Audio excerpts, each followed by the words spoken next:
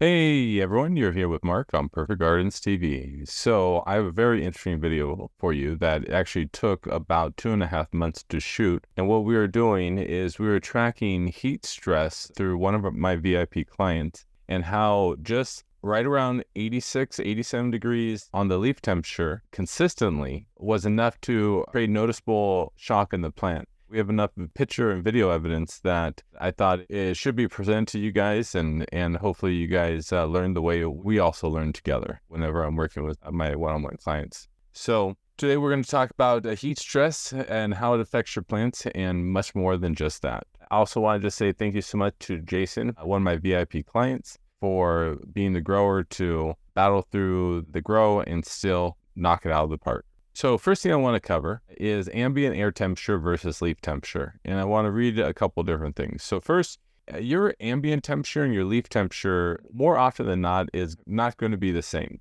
Foliage exposed to the sun is rarely at a temperature equal to that of the air around, because evaporation cools the leaves and sunshine heats them. The drier the air, the cooler the leaf as well. I thought that was actually also a very important part. The drier the air, the cooler the leaf. When I'm shooting this video, I'm going to be having pictures of the grow from seed all the way up to where we got past the heat stress. And I'm going to be in some of these videos, I'm going to show you the heat stress starts right around June 23rd. And we're able to get control of it around August 8th. It took about 2-3 weeks for us to identify what the problem really was, because it was very subtle. It wasn't quick. It was something simple. We didn't want to be, go in and just start adding things to the grow if we knew that it was already there, but we're having a problem and why, right? And so sometimes it can be out of our control because we might be growing in an apartment. We might be growing in an area where it's cool in the winter and hot in the summer, and things change. So for this situation, right around June 23rd, all the way until we not just got control of the problem, but the plant totally was able to completely recover, the problem gradually increased, and you'll see it through these pictures as it's marked. The plant's growing really well, and then it starts to have some funky issues kind of going on. Don't be distracted. Some of the branches are being trained down at the same time. But if you pay attention, you'll see VPD issues happening, like curving of the leaf. You'll see some necrosis happening in the inner nodals of the leaf. You'll see a little bit of like thinning of the leaves. You'll see various signs, but it's nothing distinct like a toxicity in phosphorus or potassium or a nitrogen deficiency. It's more of like having heat stress combined with nutrient deficiencies, a variety of issues. And like I said, in this video, we're going to get into how nutrients flows up the xylem, how UPD works, how bacteria works, minerals, all these various things. So next thing is I want to talk about is molecules in water as temperature changes. So as water increases in heat, the molecules, as you can see, expand right here. As the water cools down, the molecules get closer and closer together. So about 0.02% of every degree of Fahrenheit temperature increases. So pressure increases 0.02% every degree Fahrenheit increases. So you got to think about it during the day, right? So temperature on the soil depend upon if it's being hit directly on the ground or if there's shade cover, but the ground's dark. So when you go out there, a lot of times it's so hot it can burn your feet. So when you walk out there, that temperature of that soil rides every day between potentially 60 degrees all the way up to 100 degrees temperature. So you also have to take consideration the leaf temperature is going through those variations, because more often than not, if you go outside and there's a wind blowing, it's pretty cold because it's whisking the moisture away from you, right? Versus if you stay in one spot, air has a chance to kind of warm around you, so you have a nice little bit of an insulation layer. So in this situation, understanding how molecules expand and contract based upon heat is important, because as it heats up, pressure increases, right? So as things heat up during the day, there's going to be pressure building up within the xylem, and there's going to be a pushing experience going upward within the xylem, right? So that just keep that in mind, because remember, opinions are like assholes. Everyone has one. But in my viewpoint, in the xylem, we're dealing with the vacuum experience. We're dealing with the pressure experience.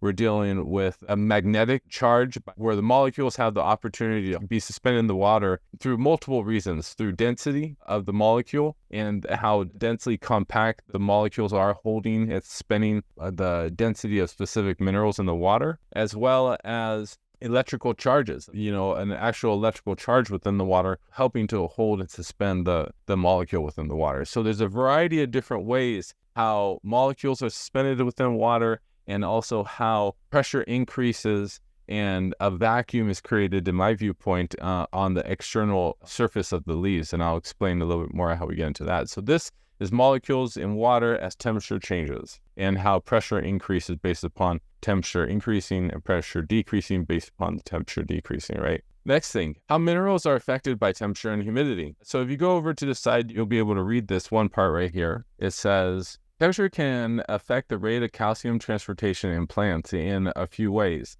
High temperatures, prolonged periods of high temperature can aerate air, can make it difficult for plants to absorb calcium, even from fertilizer. This can lead to wasted calcium resources and a lower yield.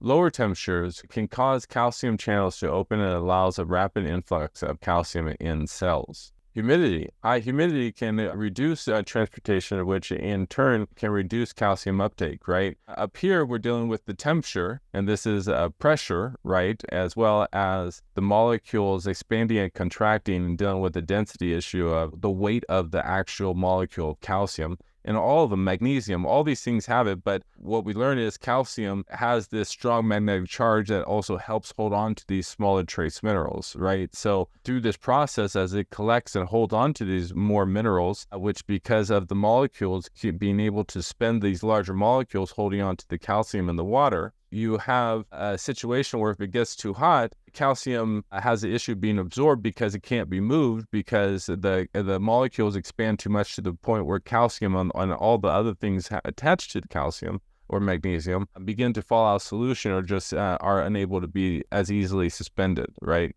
And then if you have a lower temperature, a mechanism within the plant itself begins to shift the calcium in the plant. I'm going to explain something that I noticed just recently, the relationship between evapotranspiration and distillation, right, of how we extract petrochemical oil. And then also you have your humidity, which is osmotic experience. So remember what I was telling you, right? You have a pressure, that's heat. You have a vacuum. The vacuum is being caused by osmosis. And then you also have that magnetic experience through calcium holding on to things, but then you also have the density of the weight of the calcium of the other molecules through the suspension of how closely tight the molecules are within the water and its relationship to temperature. So humidity, osmotic pressure, VPD. So once again, foliage exposed to the sun is rarely at the temperature equal to that of the air, because evaporation cools the leaves and sunshine heats them. The drier the air, the cooler the leaf of a well-watered plant is compared to its surrounding air. So when